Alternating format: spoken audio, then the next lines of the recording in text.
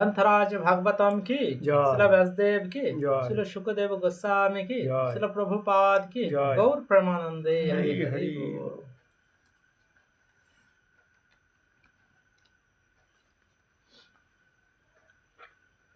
শ্রীমদ্ ভাগবতমে তৃতীয় স্কন্ধ পঞ্চদশ অধ্যায় ভগবত ধামের বর্ণনা, শ্লোক নাম্বার 34। 34টা হয়েছিল, 35টা হবে। শ্লোক নাম্বার 35। তেষামিতিরিতম ভাববর্ধাচ ঘোরং তদ ব্রহ্মদণ্ড মনিবারণ মনোপুগয় সদ্য হরের অনুচরাবরু বিভ্যতস্তৎ পাদ গ্রহাবপততামতি কাতরেন। অনুবাদ বলে, বৈকুণ্ঠের সেই দুইজন দ্বারপাল, বৈকুণ্ঠের সেই দুজন দ্বারপাল যারা যারা অবশ্যই ভগবানের ভক্ত ছিলেন, ছিলেন, তারা যখন বুঝতে পারলেন যে সেই ব্রাহ্মণেরা তাদের অভিশাপ দিতে যাচ্ছেন, তখন তারা অত্যন্ত ভীত হয়ে কাতর ভাবে সেই মুনিদের পায়ে ধরে ভূমিতে নিপতিত হয়েছিলেন। কেননা কোন অস্ত্রের দ্বারাও ব্রাহ্মণের অভিশাপ নিবারণ করা যায় না। তাহলে সেই দুইজন দ্বারপাল জয় এবং বিজয়, তারা বুঝতে পারলেন, তারা অবশ্যই ভগবানের ভক্ত ছিলেন, তাই তারা ভগবানের ধামে গিয়েছিলেন। তখন তারা বুঝতে পারলেন যে সেই ব্রাহ্মণেরা তাদের অভিশাপ দিতে যাচ্ছেন, অভিশাপ দেওয়ার আগে বুঝতে পেরেছেন। তখন তারা অত্যন্ত ভীত হয়ে কাতরভাবে সেই মুনিদের পায়ে ধরে ভূমিতে নিপতিত হয়েছিলেন। কেননা কোনো অস্ত্রের দ্বারাও ব্রাহ্মণের অভিশাপ নিবারণ করা যায় না। তাই ব্রাহ্মণের মুখ থেকে কোনো অভিশাপ বেরিয়ে গেলে পর সেটাকে ফিরিয়ে নেওয়া যায় না। তাৎপর্য এখন প্রভুপাদ ব্যাখ্যা করেছেন, যদিও ঘটনাক্রমে সেই ব্রাহ্মণদের বৈকুণ্ঠে প্রবেশ করতে বাধা দিয়ে দ্বারপালেরা ভুল করেছিলেন, কিন্তু তারা তৎক্ষণাৎ অভিশাপের গুরুত্ব উপলব্ধি করতে পেরেছিলেন। তাই এটা হচ্ছে সাধুজনের কাজ। তারা হয়তো কোনো কারণবশত ভুল করলেও তারা বুঝতে পারেন যে আমরা অপরাধী হয়ে গেলাম, কেননা বৈষ্ণবের চরণেও অপরাধ আমাদের হয়ে যায়। তাই অনেক প্রকার অপরাধের মধ্যে বৈষ্ণব অপরাধ হচ্ছে সব থেকে বড় অপরাধ। তাই কোনো বৈষ্ণবকে অবমাননা করা, এটা হচ্ছে সব থেকে বড় অপরাধ। যে জগতে যত রকম অপরাধ আছে তার থেকে সব থেকে বড় অপরাধ হচ্ছে বৈষ্ণব অপরাধ।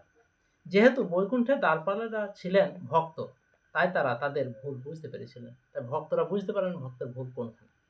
বোঝা গেল? যে ভক্ত নয় সে কখনো কিন্তু বুঝতে পারবে না যে আমাদের ভুলটা কোথায় হলো। এবং চার কুমারেরা যখন তাদের অভিশাপ দিতে যাচ্ছিলেন, তখন তারা অত্যন্ত ভীত হয়ে পড়েছিলেন। পরের শ্লোক, ভয়াদ ঘনিম ভগবদ ভীর কারিদণ্ড যৌন হরে তো সুরহেলেনমপশ্য সম মা বহনুতাপ কলয়া ভগবৎ স্মৃতিঘ্ন মোহ ভবেদিহতু নব্রজোতরোধ। অনুবাদ, ঋষিদের দ্বারা অভিশপ্ত হয়ে দ্বারপালেরা বললেন, আপনাদের মতো মহর্ষিদের সম্মান না করার দরুন আপনারা যে আমাদের দণ্ড দিয়েছেন তা উচিতই হয়েছে।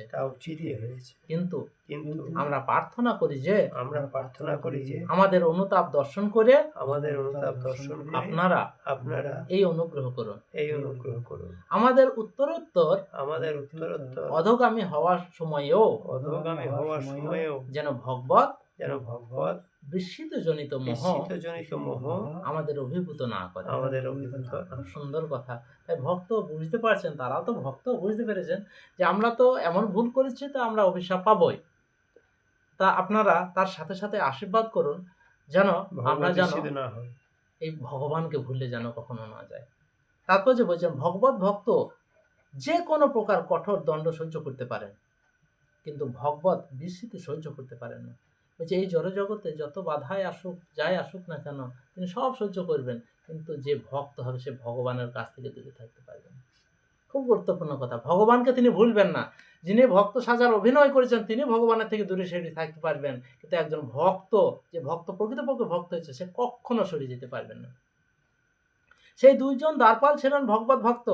তাদের প্রতি যে দণ্ডবিধান করা হয়েছিল তা তারা বুঝতে পেরেছিলেন।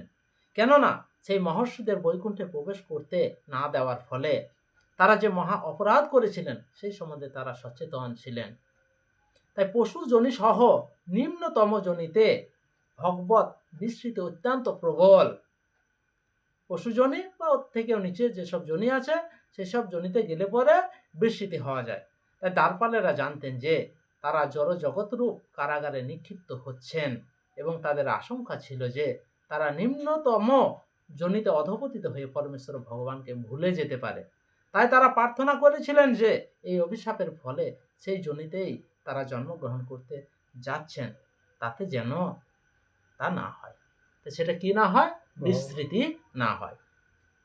শ্রীমদ্ ভগবদ গীতার ১৬ অধ্যায়ে ঊনবিংশতি ও বিংশতি শ্লোকে বলা হয়েছে যে যারা ভগবান এবং তার ভক্তদের প্রতি ঈর্ষাপরায়ণ তারা জঘন্য জনিতে নিক্ষিপ্ত হয়। সেই সমস্ত মূর্খেরা জন্ম জন্মান্তরে পরমেশ্বর ভগবানকে স্মরণ করতে পারে না এবং তাই তারা নিরন্তর অধঃপতিত হতে থাকে।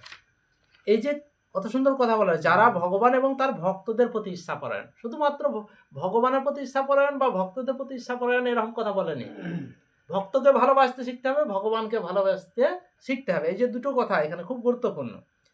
তাই বলা হয়েছে যারা ভগবান এবং তার ভক্তদের প্রতি ঈর্ষাপরায়ণ তারা জঘন্য জনিতে নিক্ষিপ্ত হয়। তো এই জন্মে তো মনুষ্য জন্ম পেয়েছি, কিন্তু পরের জন্মে যে পাবো সে নিশ্চয়তা আমাদের মধ্যে নেই। সেই সমস্ত মূর্খেরা জন্ম জন্মান্তরে পরমেশ্বর ভগবানকে স্মরণ করতে পারে না। তাই জন্ম জন্মান্তর তারা ভ্রমণ করতেই থাকবে, ভগবানকে আর স্মরণ করতে পারে না। যতবার আসবে তারা বিরোধ করে যাবে এবং তাই তারা নিরন্তর অধঃপতিত হতে থাকে। গ্রন্থরাজ ভাগবতম কি, জয়। শিল ব্যাসদেব কি, জয়। শিল শুকদেব গোস্বামী কি, জয়। শিল প্রভুপাদ কি, জয়। গৌর প্রেমানন্দে হরি হরি হরি হরি বল, হরি বল।